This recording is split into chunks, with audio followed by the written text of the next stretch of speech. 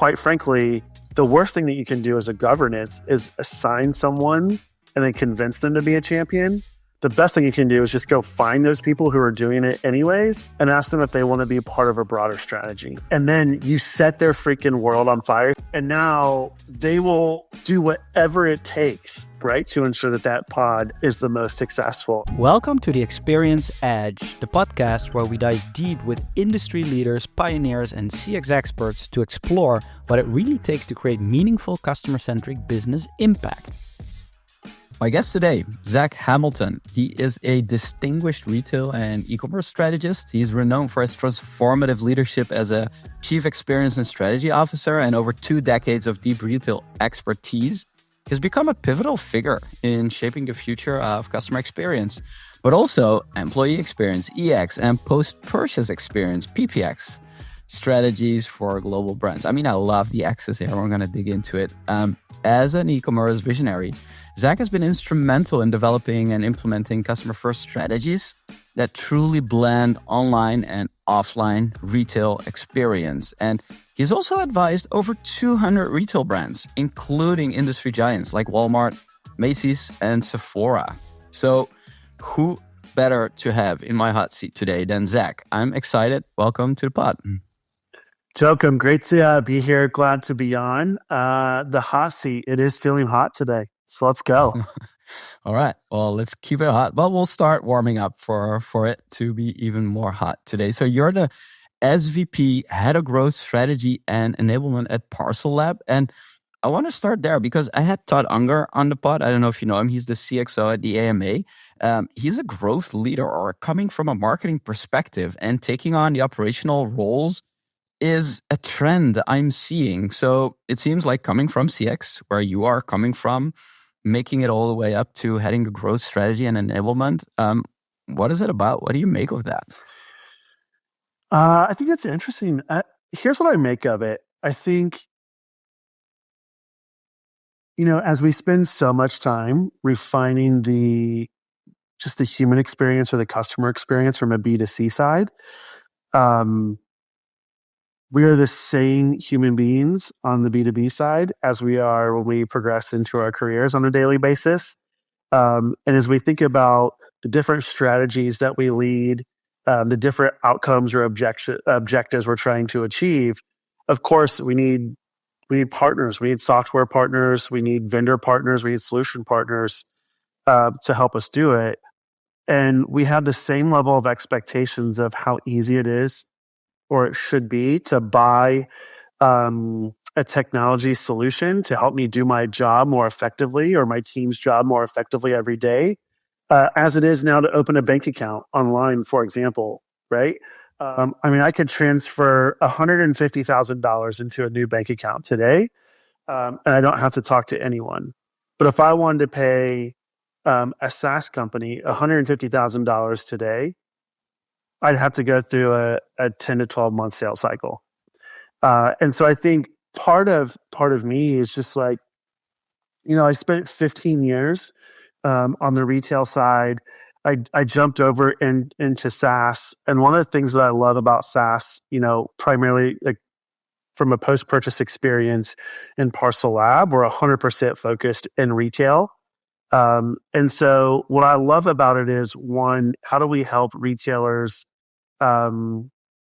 solve everyday challenges like declining customer lifetime value, increasing churn, our lapsed customers continue to increase, while at the same time teaching our sellers and our customer success team how to sell into retail, because ultimately I'm a retailer at heart. And so I think just leading from a customer first perspective, like I have this philosophy that we should always be really solving for our customers, not selling our customers. And so that's essentially, I think, why we're starting to see the rise of experienced leaders over in the tech space and in the SaaS space, and leading growth strategy. How did you get into Parcel Lab? Were you hired into it, or because your retail heart was beating, you thought like, I'm gonna do a different type of job this time? I'm gonna do a different role. How did you end up at Parcel Lab? Yeah, I think so I'd say to backtrack. If I think about 15 years in the retail space, so I held every job from store manager to multi-unit leader where I had 10 stores to VP of operations where I had 125 stores. And then I took on different roles where I helped take errands.com from an online catalog to the first fully rent-to-own transactional website. I launched the smartphone division and then ultimately started leading customer experience while I was at Aaron's. So I had customer and employee experience. And Medallia was our platform, so in our partner. And I had this I never really knew I was in customer experience, but I was in customer experience.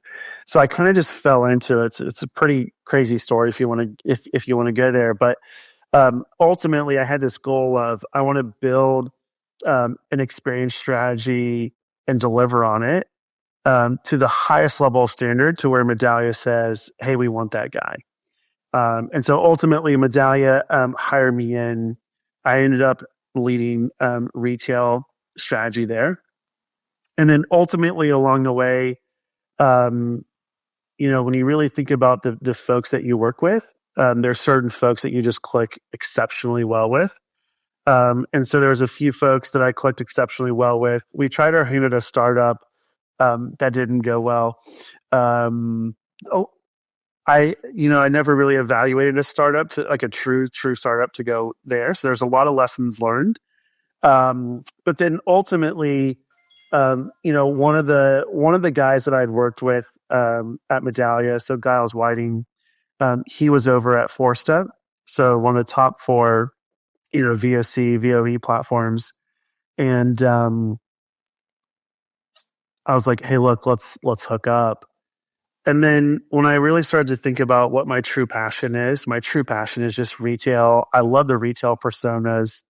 I can speak I said I'm like a chameleon. I could speak any retail language from the front line all the way to the exec.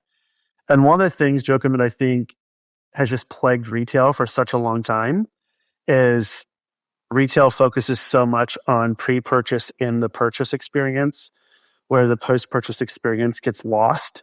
And I really believe a lot of retail leaders believe that the experience is over when a customer checks out. And so there's a third, if not more of a third of that customer's journey that the retailers don't really pay attention to. And to me, it is the last experience they have with your brand. And a lot of times brands put it in control of a third party. And ultimately it drives your next purchase. And so that's where I was on this mission of, look, I can continue to work for VOC, and experience management platforms, or I could go look at who's the most dominant post-purchase experience player in the market and really figure out, okay, how do we just, one, continue to elevate post-purchase experience in the industry, so retail industry, vertical, customer experience, and then while at it, just work with a lot of incredible brands along the way. So, part of after leaving Forsta, it was just evaluating a bunch of different companies that I could potentially go work with. And I was thinking about going back into retail. So really just going back and being a CXO, and I had a pretty cool couple job offers. But ultimately, I didn't want to have to relocate the family there. And working from home or just hybrid working wasn't an option. They wanted all their employees back into the office. And so it was, okay, we're going to go tech route.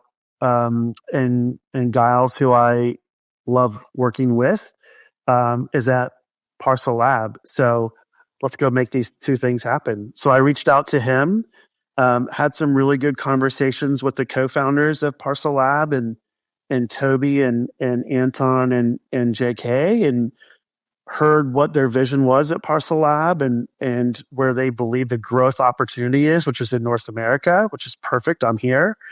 So it was, let's go do it. How do you think about being a CXO versus what a lot of CXOs today actually are. And what I mean with that, and I know we chatted about this before going into the spot, like there's a big difference in the definition of a good or bad chief experience officer. And I think what you're describing is almost like an operational responsibility to making the customer experience great, tying it all back to the P&L or operational expenses.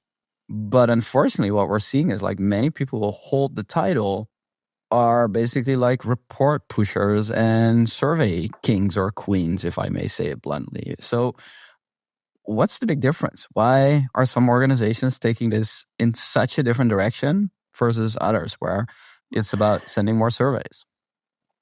Well, if With you all want due my respect to all the people. Yeah. If you want my crystal ball forecast, there are some folks who I absolutely admire say that that customer experience will be dead in 2030. I actually think we are seeing the CX bubble pop. I think it started a couple years ago. I actually think customer experience in the state that it is in right now, I think is dead in the next 2 years. And the reason for it is exactly what you were saying. It's all about surveys, collecting feedback, and then pushing reports. And I actually think the CXOs who lead that way are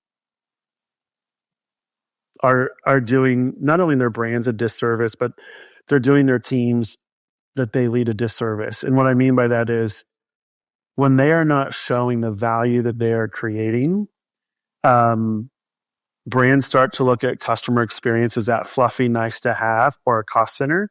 And that's why we are starting to see significant budgets being slashed, headcount being slashed. And it's like, look, if all we're going to do is manage surveys and reports, I need one person to do that. And so I think the traditional CXO, when we think about the last 3 or 4 years, and we've seen so many programs just get absolutely hammered, it is their fault.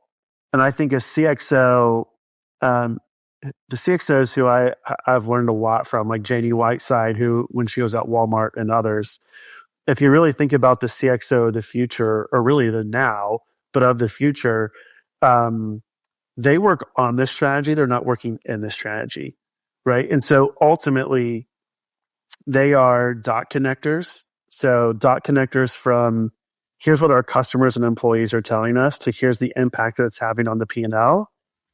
They are influencers, meaning they're influencing their cross-functional stakeholders to weave voice of customer into their everyday strategy, right? Because if you think about it, if I'm a digital or e-commerce leader and I see that there's specific things that customers are abandoning their carts for, let's just say they don't offer Apple Pay. Well, it's not the CXO who's going to go fix it. The CXO could influence it, but it's the e-commerce leader who's going to prioritize it, right? So I think they're influencers, they're dot connectors. I think they're great communicators. They have to be able to tell a great story. I think one of the reasons why customer experience doesn't get prioritized is CXOs do not know how to frame a problem very effectively in order to really get the attention of the C-suite. I think they have a bias for action.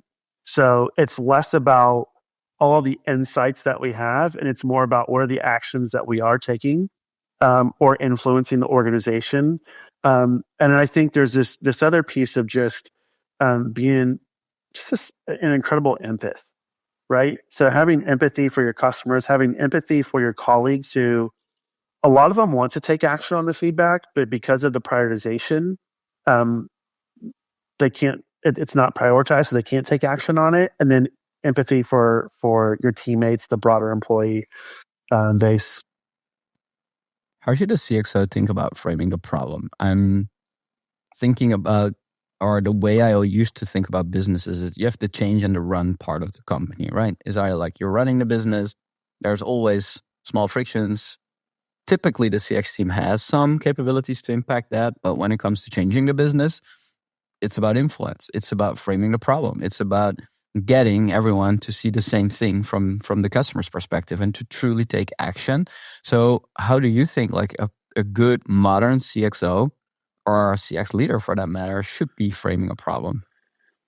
Yeah, I think ultimately the way that CXOs frame their problems today, or what I've seen CX leaders or just even CX program managers, is they actually frame the problem starting with their NPS or their CSAT, right? So they make it more about the score than about what's the impact to the P&L. And so when I really think about framing the problem, it's really about understanding, okay, here's this piece of feedback topic that we continuously have been getting feedback from our customers. And then starting to do a little bit of a root cause analysis to one, really understand, okay, how often are we getting this piece of feedback? So is it every day? Is it weekly? Is it monthly, quarterly? So what's the frequency in which we're getting this piece of feedback? How many customers are actually impacted by it? So let's say, for example, let's just take the Apple Pay. Well, let's say, for example, it was only 1,000 customers, which makes up less than 1% of your customer base, are complaining about Apple Pay. Well, guess what? That's not going to be a significant impact, right, to the business materially if you started to offer Apple Pay. Now, let's say, for example, every day, over 1,000 customers are complaining that you don't offer Apple Pay in your digital cart and you see them abandoning their carts. Well, guess what? That's much different, right? And so ultimately, I would also then tie that back to, okay, they abandon their carts because we don't offer Apple Pay, resulting in, well, what's the revenue that's left in their cart? So you can frame a problem that sounds a little bit like, hey, every day, at least 1,200 of our customers abandon their digital checkout experience due to not having Apple Pay, resulting in, call it $150,000 of revenue left in their shopping cart. If we don't prioritize adding Apple Pay to the digital shopping cart, this will lead to the first implication, right, is that lost revenue. The second one can be, okay, tie this to a higher level business goal. So is there a specific same-store sales initiative this year for digital revenue? And if we're losing $150,000 a month, let's call that, what is that, 1.5 million a year. Well, that could be the very reason why we don't hit our same-store sales digital revenue goal.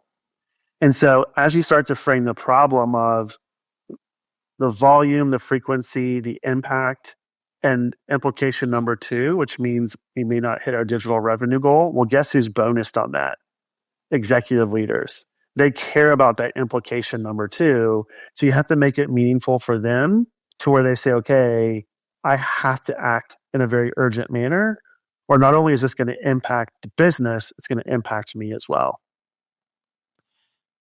There has to be a lot of organizational awareness from this role to really understand how the business works. And I had Jivesh from Nissan, he's a customer journey director on the show, and he said, in the beginning, we had 7 end-to-end journeys, and we assigned basically journey managers for each, and they became like CEOs for these journeys.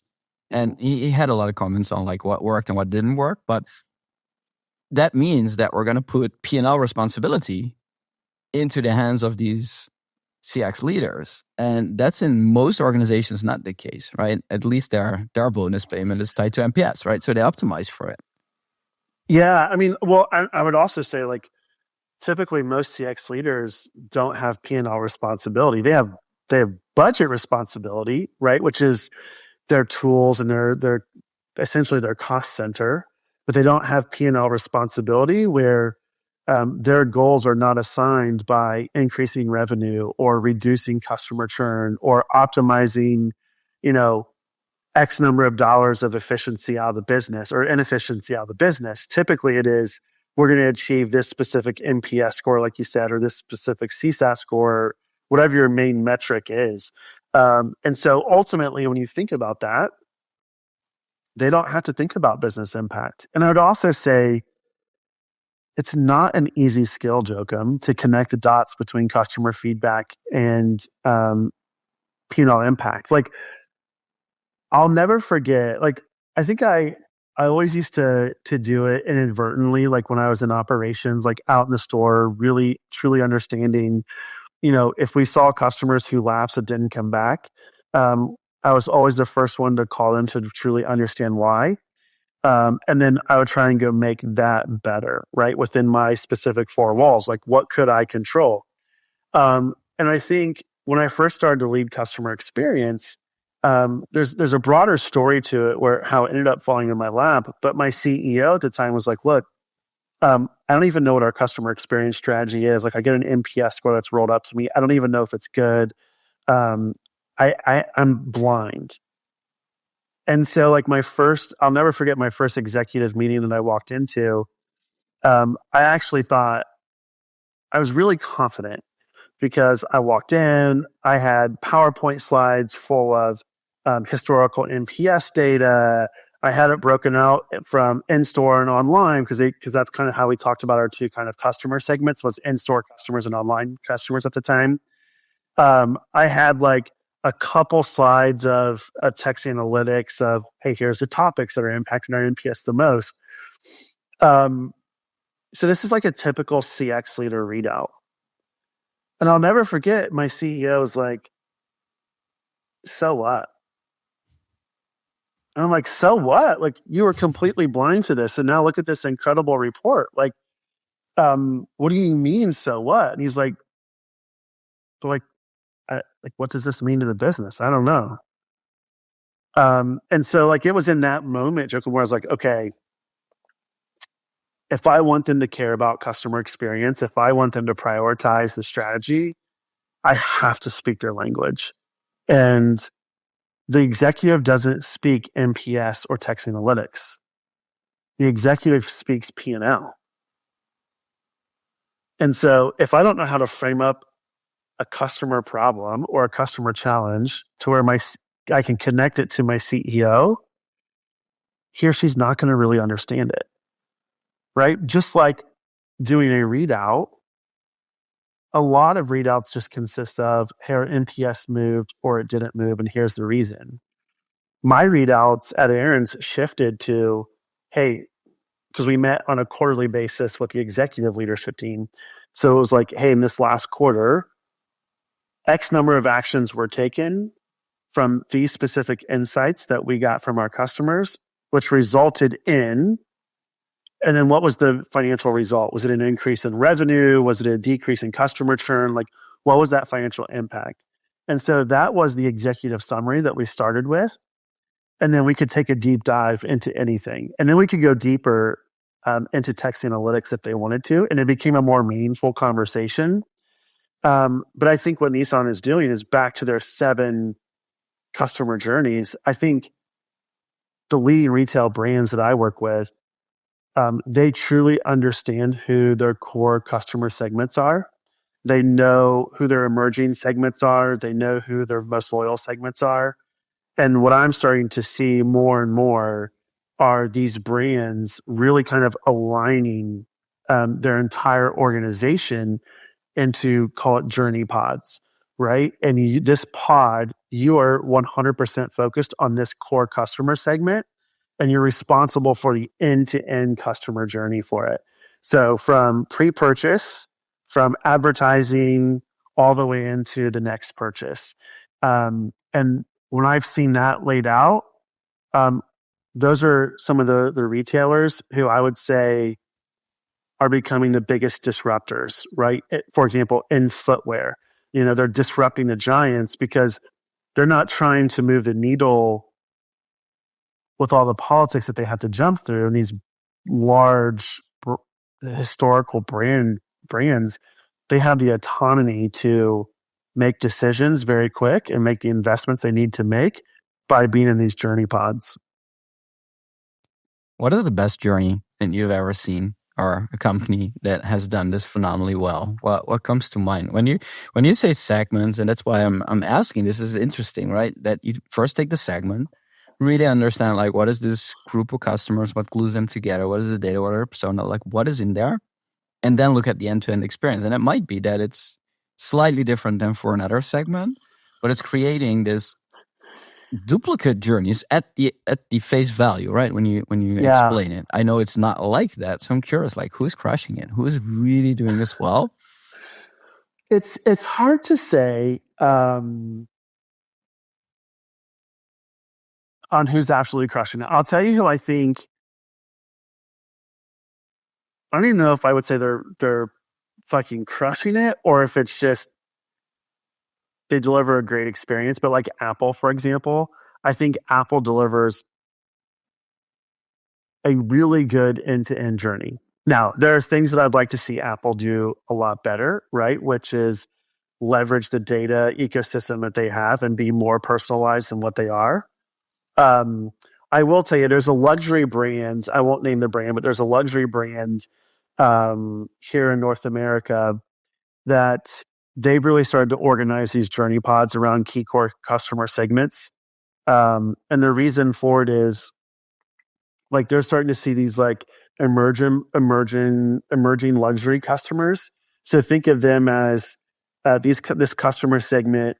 They just got kind of that next promotion to where they have a little bit more disposable income, and so now they're starting to see them really emerging into luxury. Where, from the women's perspective, what they start to see them purchasing is like the handbag, the shoes.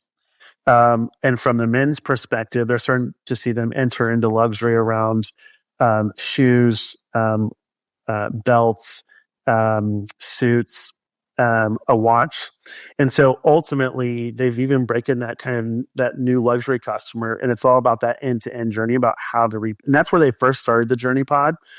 And now they've been doing it with their high-tier luxury customers. So I think they're on the path. They're not mature in it yet, but I think the way that they're thinking about it, they're on the path. I don't know if there's a brand, Joachim, that I would say has just absolutely wowed me from end to end. And that just could be because I'm an experienced practitioner and I analyze these things for a living. You're very picky, I guess. You have a very high bar.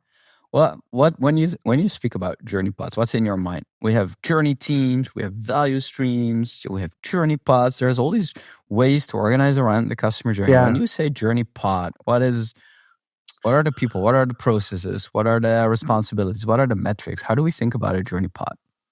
Yeah, absolutely. So I think ultimately when I think about journey pod, and if I had to go back, like if I went back into retail and started to think about this, the way that I'd start to organize my journey pods is really around my customer segments. And then ultimately, I would assign them the value realization that I wanted to see from the journey pod, right? And so when I think about that, it is I want you to increase the customer count of this specific customer segment. I want to see you increase customer lifetime value is the ultimate North Star metric that I would assign to them. I'd love to see us decrease the percentage of lapsed customers in this specific customer segment. And so ultimately, all the metrics would really be around financial metrics. And then I know that when you deliver great experiences, right, customers are going to continue to purchase. So if I think about it, it would depend on what type of retailer I am. But if I'm an omni-channel retailer, I would have someone from the digital team, from the operations team, from the customer experience team, to training and enablement, right? Because you're going to have to train the front line. I would also have marketing sit in on it. So it would be a very cross-functional kind of journey pod responsible for one part of each of the customer segments. And then each and every one of them would essentially have an exec sponsor who would sign off on larger investments if it needed to be made. But to me, it's really understanding who they are, what these customer expectations are for the specific customer segment. So what are their preferences? What are their behaviors? I want you to know them extremely intimate. I want you to not just map out kind of what their typical journey is, but I want you to leverage the journey as the value realization kind of stream driver, right? Where we identify those specific moments that we know are very high packed to start off with, and design or redesign the experience that doesn't just meet a customer expectations, but it exceeds their expectations.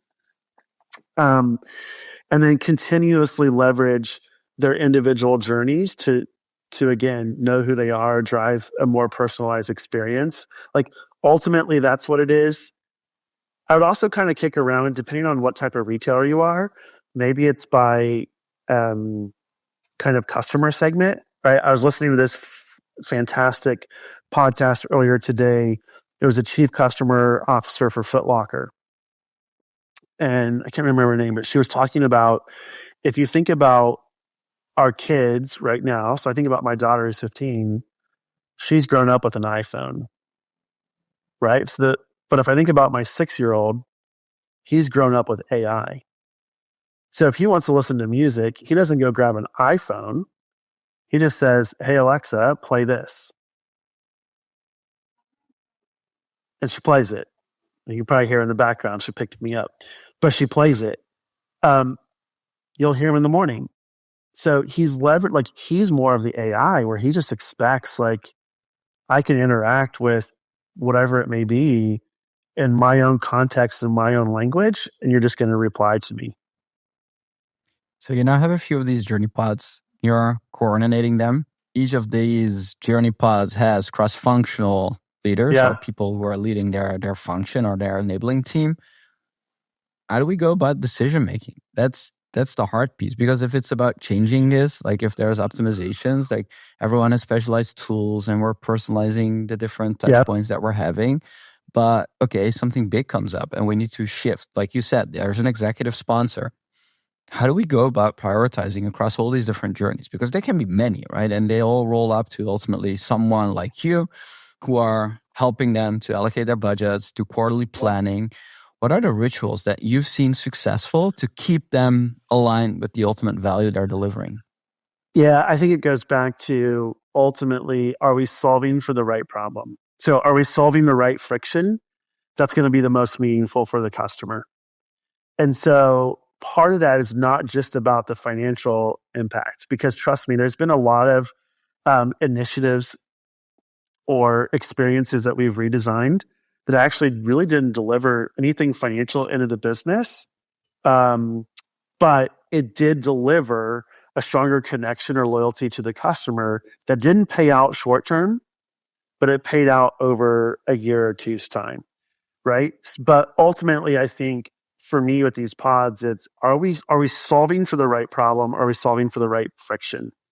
And ultimately, if you know how to frame a problem where it takes into the account the customer plus financial impact, and then when we think about prioritization, it's not just about short-term revenue gain, but it's also about long-term. How does that drive higher customer lifetime value? Customer lifetime value is the name of the game in retail. It's the same in financial services, right? Exchange customer lifetime value for assets under management. So lifetime value, however you want to talk about it, it's the name of the game. So from a problem perspective, are we solving the right thing that delivers short term, but it's going to help us increase customer lifetime value? And then ultimately, as leaders, we have to give autonomy and trust and a freedom of failure to these pods to go out, design, redesign experiences, knowing that we're not going to nail it on the first time, that we might sink something in, we might invest in it, and it fails the first 2 or 3 times, but we have this conviction that if we just get it right, we will absolutely nail it.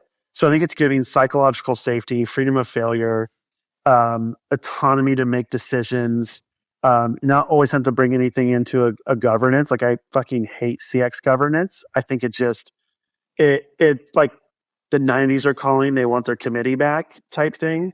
And it just slows you down. And when the battleground is, can your brand move at the speed of the customer? Well, a CX governance committee just completely puts you out of contention, right? And so that's how I think about it. It's, now if there's a big kind of re-optimization of an experience that, may have a significant overlap, not just to my customer segmentation or my cohort that I'm working on, but it's going to stretch across the entire business. Or it might require significant financial investment. Then of course we're going to have to involve the exec team. Like there's going to have to be, a little bit more structure to it. But I think today so many brands think too short term. They have too many stakeholders involved in making decisions, and it completely slows down delivering on experiences. And today the battleground is speed. If you're enjoying this conversation, don't forget to subscribe on your favorite podcast channel and leave a review. It makes all the difference. The Experience Edge podcast is where I interview business leaders, CX pioneers, and the best designers who share their insight on creating business impact, having an edge on the customer experience. If you want more exclusive content and behind-the-scenes access, check out the Experience Edge podcast on YouTube and LinkedIn so you don't miss a thing. Now let's get back to the conversation. So actually these effing governance bodies that large organizations are putting in place, and I love the F word here. We're going to talk more about that in a sec. But like these governance bodies, they are probably designed for the right problem, but it's the wrong solution. And not having that end-to-end journey or these journey pods in place requires such a governance layer, because all these teams are functional teams, there are marketing teams, there are delivery teams, they're in a safe, skilled, edge organization, whatever they are. And then there needs to be some governance around like, okay, what's right for the customer and how do we prioritize that? So my impression is that's why they are there. But then once you start adding those journey teams, it almost is like they become obsolete and they start to do the same thing twice.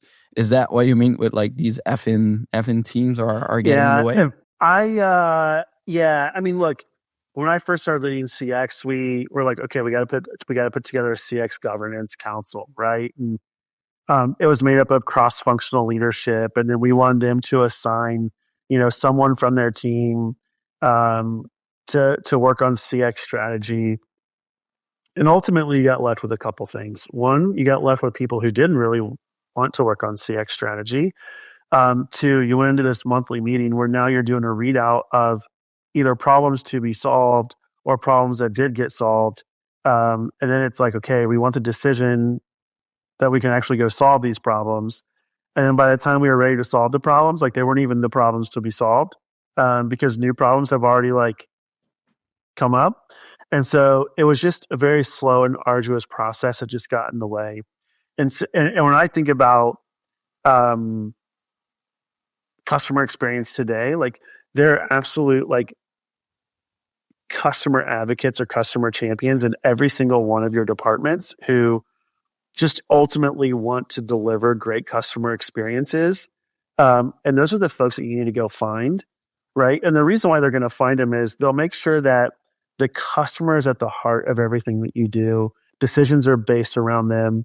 One of the questions that I became known for is if I went into a meeting, I'd always ask the question, well, what customer feedback or data do we have that says this is the right thing that we should be working on?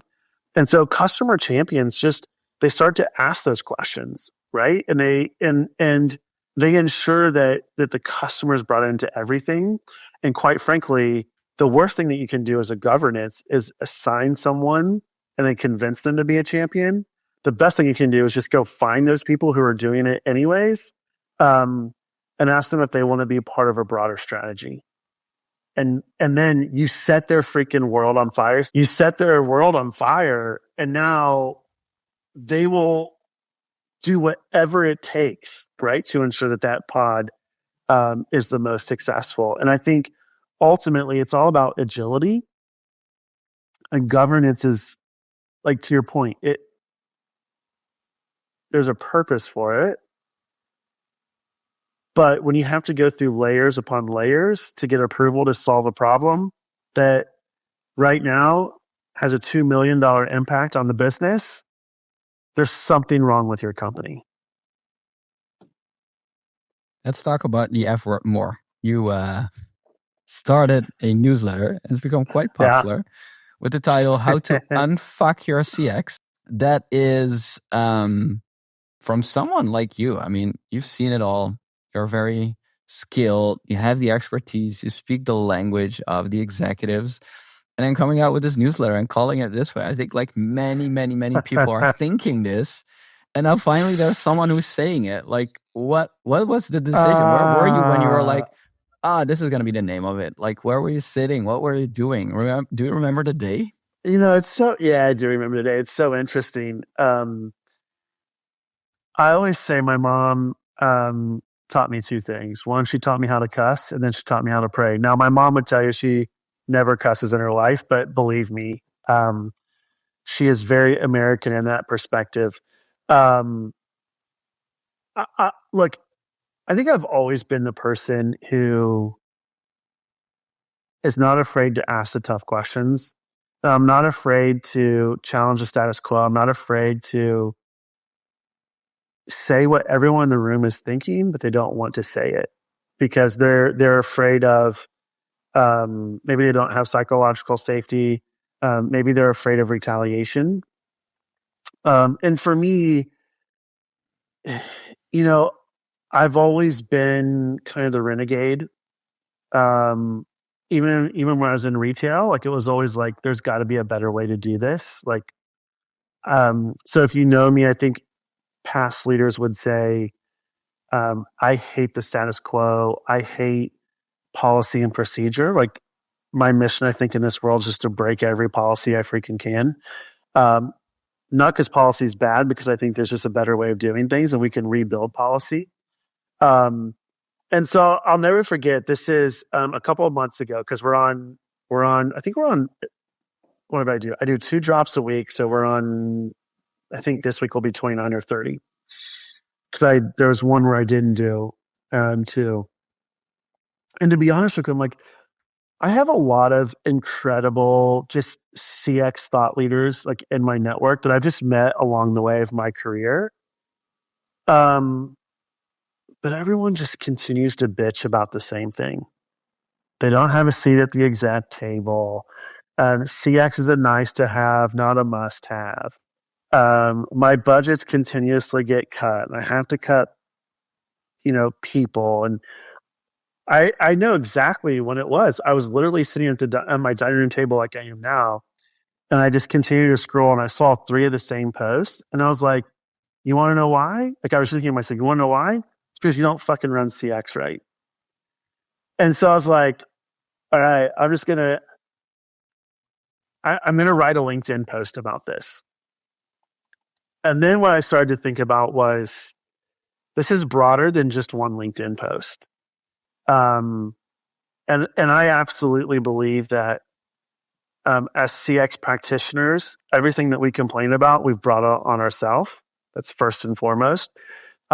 I also think there's not CX practitioners out there who are ready to go against the grain. And what I mean by that is they're not challenging the CXPA.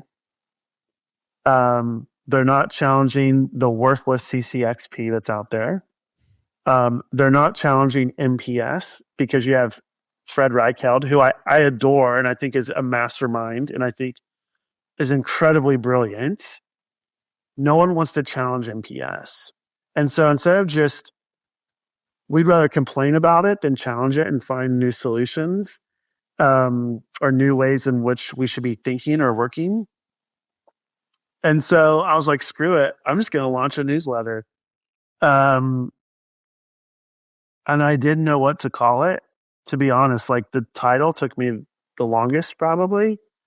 And then it clicked. It was like, I'm writing this because people keep fucking CX up. So want me to start unfucking CX. And that's how it is. And it's been fun. I would say I average about 1,000 views on every newsletter. It sparks a lot of great dialogue, which is the intention of the newsletter, is to spark dialogue and debate in the comment section. Every newsletter, I think, also sparks at least 4 to 6 hate mails. I've even had a death threat in my LinkedIn inbox. which tells me I'm doing something right. So that's kind of the whole Was that a genesis person of with the CXPA or CCXP in their LinkedIn title? it. Who also loves MPS, yes. Okay, well, that's a triple whammy. So it's part of this is just I want to create a new conversation. I want to create a new dialogue. I want to, spark the energy of there is a new way of doing customer experience.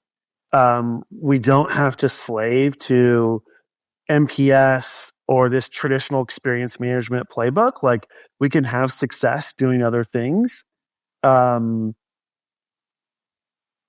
so that's like what keeps me motivated writing it. I get people now emailing me all the time, like execs will say, "Hey, can you unfuck this for me?" So now it's just becoming like this fun piece. Part of me feels like I need to get a hat or something, t-shirt, start a merch catalog, but Well, you're in retail. I think you can do a good end-to-end journey there. nah. But it's been fun. There are some additions that I know that when I drop it, I know it's going to create chaos.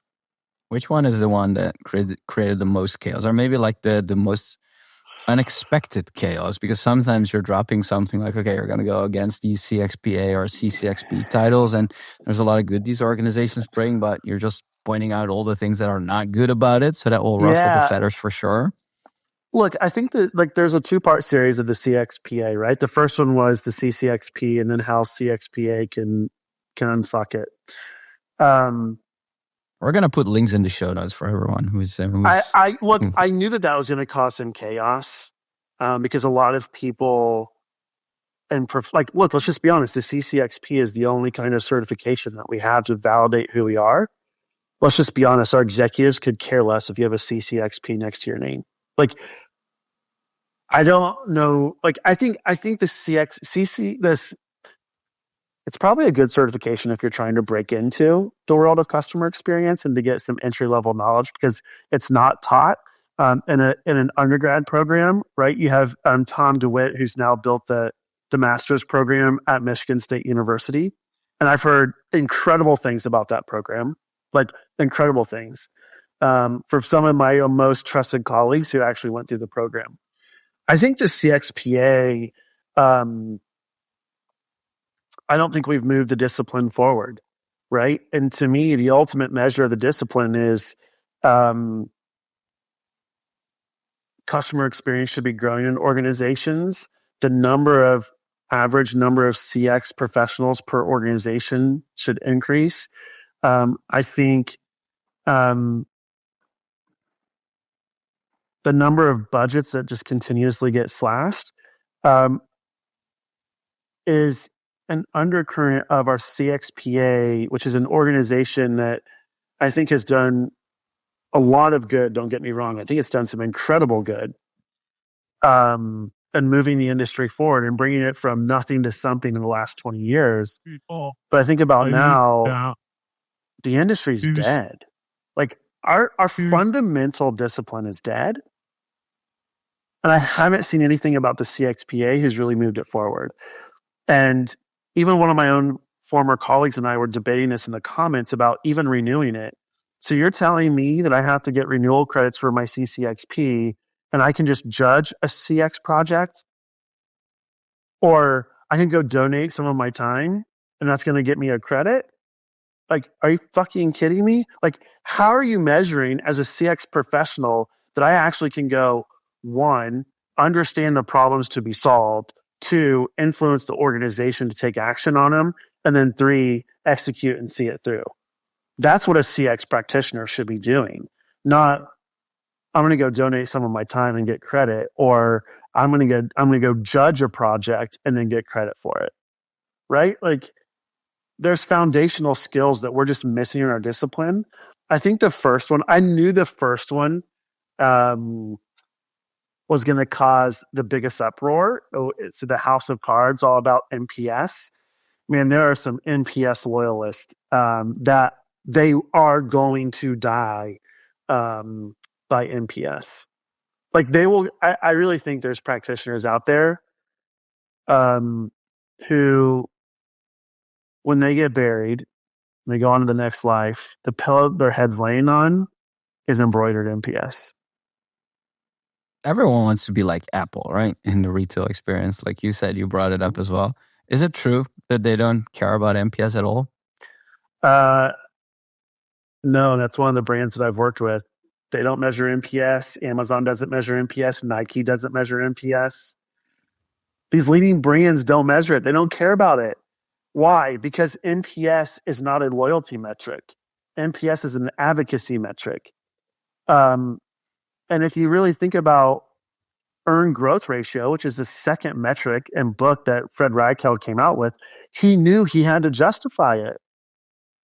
Like him and I actually, when I was still at Medallia, we had conversations about earned growth ratio. There's a webinar out there that you could find where him and I are discussing it and even debating a little bit. And quite frankly, it's one of the things that we did at Aaron's is we had NPS as a metric at first. And what we did, Joachim, is if you answered a 9 or a 10, so like, yeah, I'll refer you to someone, we actually gave you a referral incentive because we wanted to track, would you really refer friends and family? And yes, there was a small percentage of customers that did, but majority of the customer base, and they didn't really refer anyone. And so, like, I think you take it for what it is. Look,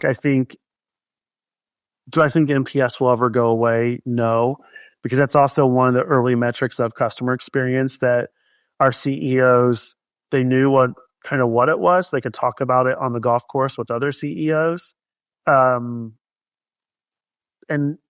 fundamentally, like if we as practitioners don't move the discipline forward, NPS will be the only thing we latch on to. So if we get rid of it, do we even need to replace it with something? Like I had Deborah Honig, she's the CCO at Samsung. And she's the CCO, so the Chief Customer Officer. And she said, like, if I do my job well, we don't need a CCO in the next few years anymore. And I think sometimes it's the same with CX, right? And it's the same with customer success. Like when you think about customer success, it's a mindset. Do we need the function? Customer experience is a whole way of organizing your business. Do we need it as a function? Do we need it as a silo that measures NPS? I don't know. I'm honestly thinking about this every day. I haven't figured out the answer. I'm definitely with you that we need to un-F it entirely. But once we do, like, should we replace it? Do we need to truly find a new metric that substitutes NPS? Or can we just tie all the experience work we're doing to the P&L, like you suggest, and then we're doing a better job?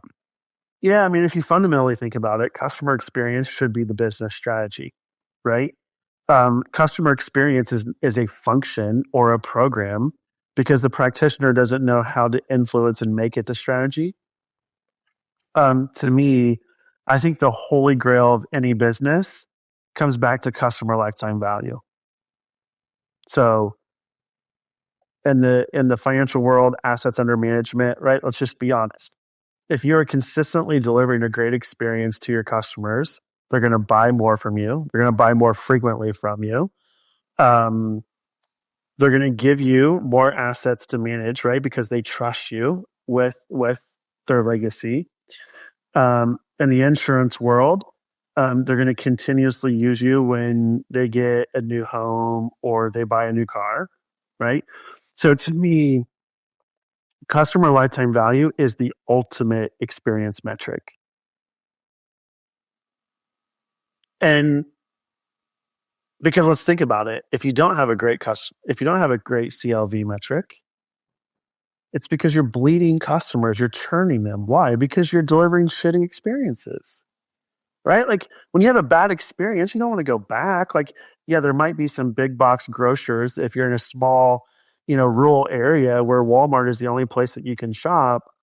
Well, guess what? I might be locked into them. But I can tell you, moving from Atlanta back to very rural America where Walmart is the only place that I had to shop for groceries right now, I think they have done a phenomenal job of really understanding the end-to-end customer journey and knowing that if they didn't improve that post-purchase experience, that Amazon was going to eat their lunch, right? I mean, I live 16 miles from my local Walmart because I live way out in the country. They will still do, well, I could get a delivery charge, but because I'm an Amex Platinum customer, I get Walmart Plus for free. They will deliver me my groceries for free, Jokum. So they understand the level of convenience. They understand what's important to their customers. So I even think like Walmart has just crushed it. But to me, customer lifetime value is the ultimate metric.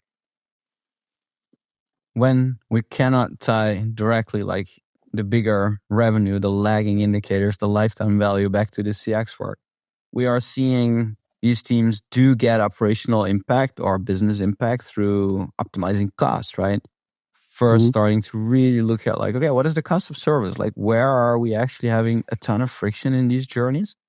So when you think about building these new teams, or let me ask it differently, when you would advise companies who are thinking about setting up their entire company around the customer journey and really thinking through this end-to-end experience, how would you go about giving them the right metrics at the early start to start having business impact? That is like on tangible value that can deliver in, let's say, half a year, or maybe even in the first quarter of this work. Like, how do you go about, like, what are the things they should be caring about and measuring business impact through?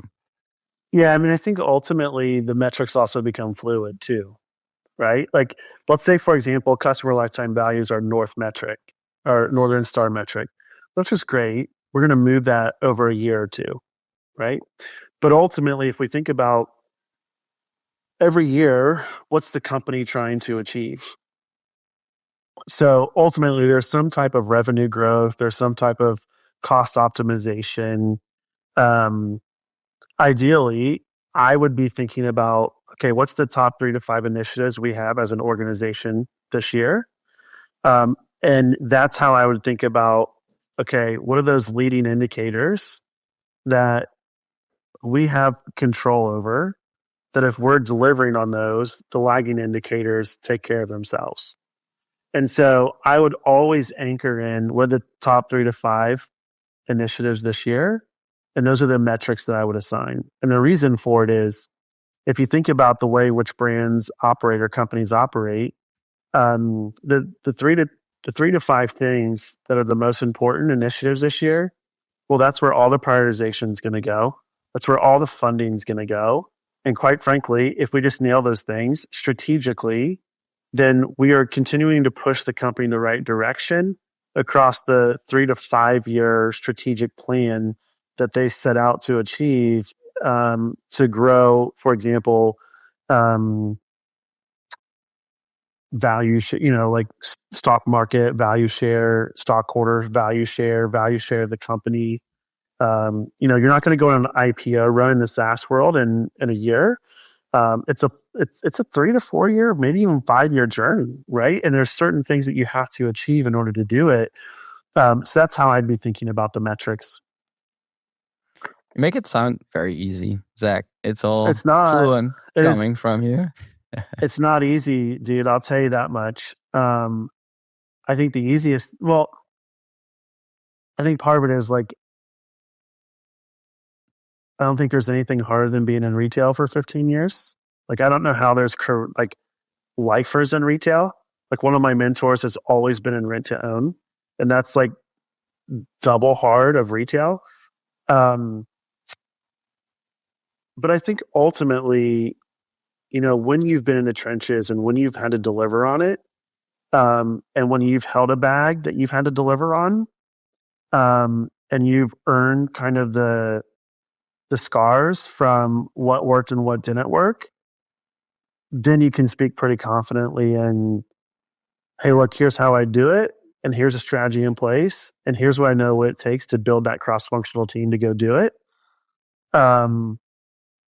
When you're a CX quote unquote thought leader, but you've never been truly in a role where you've had to go do this, that might be when you hear some unwavering in the voice. What is the biggest mistake you made over the career, over the course of your career, and what have you learned from that you still take with you everywhere you go? Like in a CX role or just in general? No, in general, like in building these customer experience teams and figuring out how to reorganize the company around it, or maybe even starting Yeah. earning your stripes I, in CX in retail. Like what is the biggest mistake that you made, or you're actually got a ton of learning from that others I, might learn from as well? and it's a good question. I think there's two.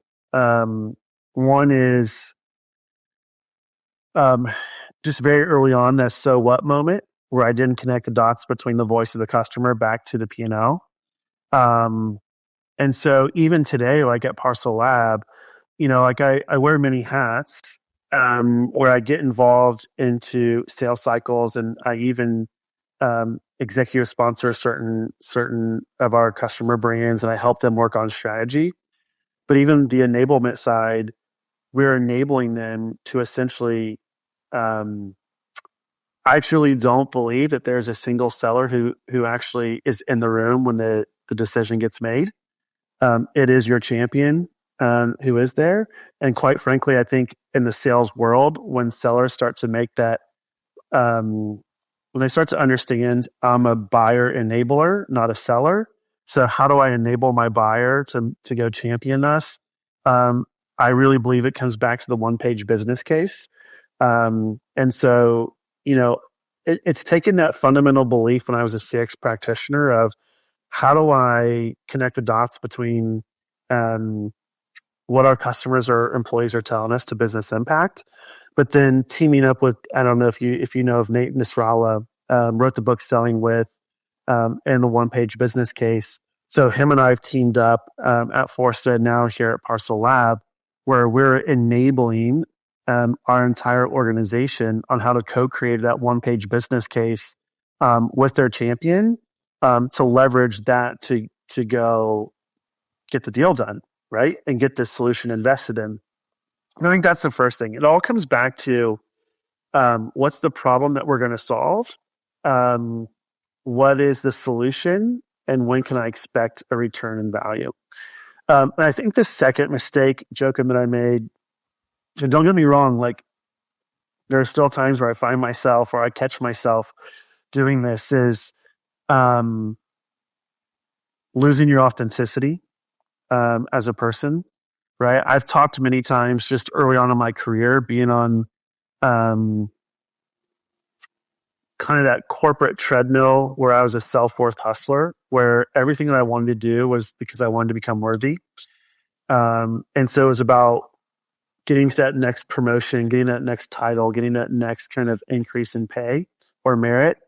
And in that, I lost myself. Like I could go on and on and on about the implications of that.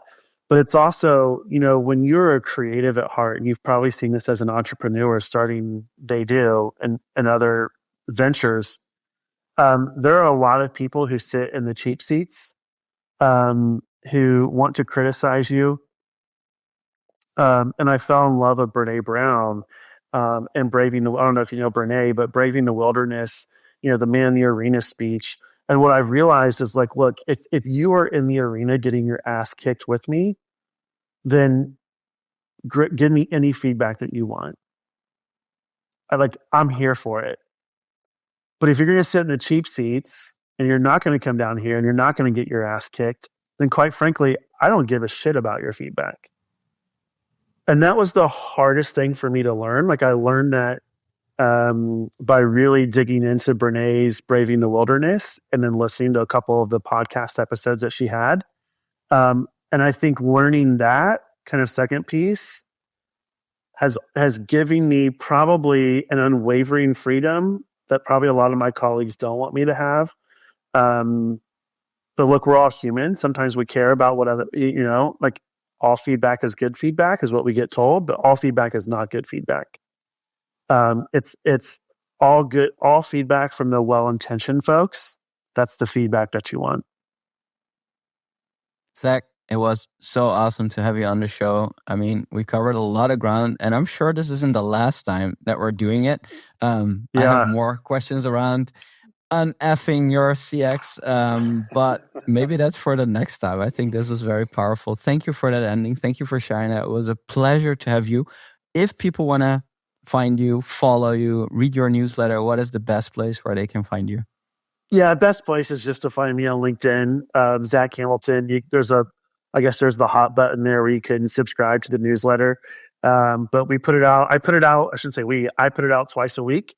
Or find the comments. It's pretty fun. All right, the comments, they are amazing. Thank you, Zack. Thank you for being with me today.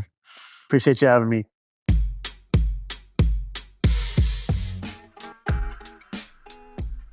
All right, and that's it. Thank you so much for listening. If you found this valuable today, don't forget to subscribe to the Experience Edge on your favorite podcast channel, leave a review, and share it with your team. I'd be delighted. Today's episode was brought to you by Daydo, the AI journey management solution for enterprise. To have an edge on your business strategy and to know why your customers do what they do, visit daydo.com and explore more resources to accelerate your customer experience game. And remember, the journey to creating customer-centric impact never ends, and here's always a new edge to discover in doing things differently. Next week, new episode. Until then, keep pushing the edge and stay inspired. See you in the next episode.